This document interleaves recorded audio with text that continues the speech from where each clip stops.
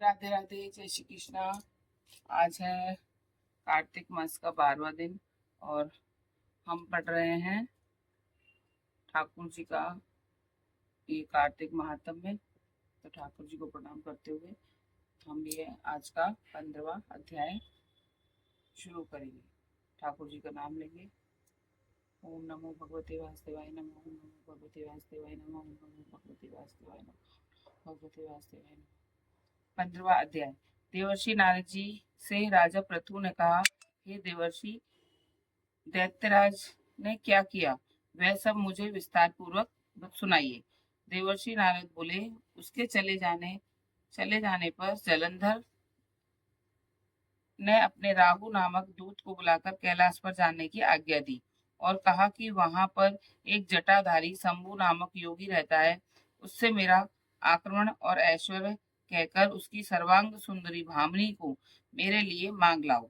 तब उन वचनों को सुनकर वह दूत शिव के स्थान पर पहुंचा, परंतु नंदी ने उसे सभा के भीतर नहीं जाने दिया। किंतु वह अपनी उग्रता से शिव की सभा में चला गया और शिव के आगे बैठकर उनकी आज्ञा ले वह सब संदेश कह सुनाया जो कि दैत्यराज ने कहा था। फिर तो राहु नामक दूत के ऐसा कहते ही भगवान शूलपाणी के आगे पृथ्वी फोड़कर एक शब्द वाला पुरुष प्रकट हो गया, जिसका कि सिंह के समान मुख था और जो कि मानो दूसरा नरसिंह था।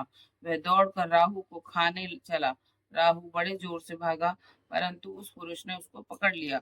उसने शिव की शरण ले अपनी रक्षा मांगी। शिव जी ने उस पुरुष से राहु को छोड़ देने के लिए कहा कि मुझे बड़े जोर की भूख लगी है, मैं क्या खाऊं। महेश्वर ने कहा, यदि तुझे भूख लगी है तो शीघ्र ही अपने हाथ पैरों का मांस भक्षण कर ले। शिव जी की आज्ञा से वह पुरुष शीघ्र ही अपने हाथों और पैरों का मांस भक्षण कर गया। अब केवल उसका सिर मात्र शेष रह गया।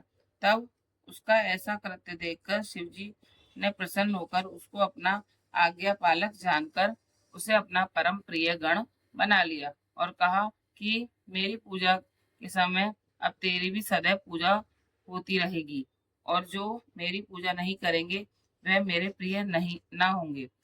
जो शिव जी से ऐसा वर मांगकर वह पुरुष को बड़ी प्रसन्नता हुई। उस दिन से वह शिव जी के द्वार पर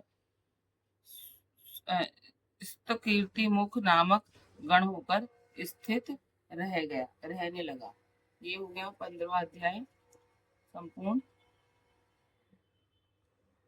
राधे राधे।